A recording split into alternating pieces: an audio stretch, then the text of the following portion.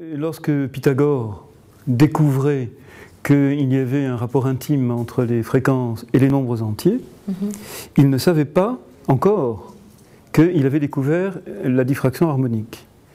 Mais pour lui, ce qu'il appelle la musique des sphères, c'est-à-dire l'organisation vibratoire de l'univers, c'est tout simplement la diffraction harmonique, en fait.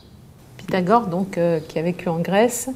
Alors, 5e siècle avant Jésus-Christ, donc pré-platonicien, on le range du côté des présocratiques.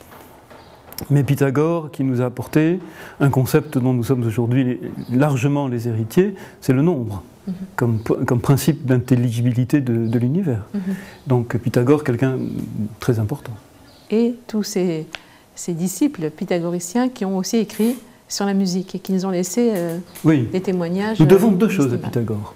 Nous devons le théorème, on va dire la géométrie, les mathématiques. C'est lui qui invente véritablement les mathématiques avec Thalès.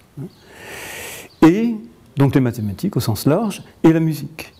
Parce qu'une des premières applications de Pythagore, c'était d'essayer de mesurer la gamme. Donc de donner à la gamme musicale une valeur mathématique.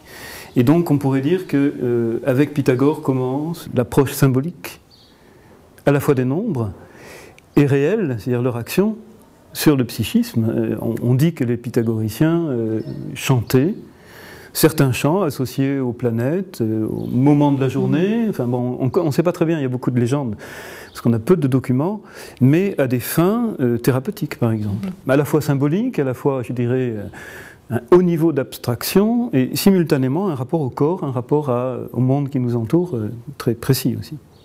Donc des témoignages inestimables, même si on ne connaît pas très bien...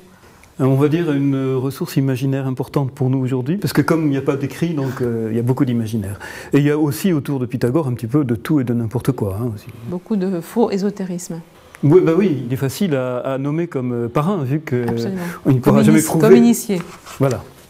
Mais vous-même, vous faites référence souvent à Pythagore, parce que vous avez étudié les mathématiques, parce que la musique rejoint... J'ai étudié Pythagore, je ne ferai certainement pas de Pythagore mon maître. Dans la mesure où Pythagore a découvert un certain nombre de choses qu'il a mis sous le manteau et qu'il a interdit de transmettre.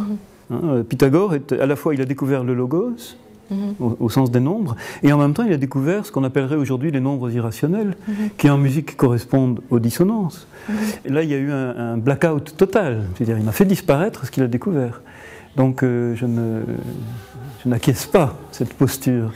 Donc c'était à la fois un scientifique et un chaman, les deux en même temps. Il y a eu du mal à faire avec les deux.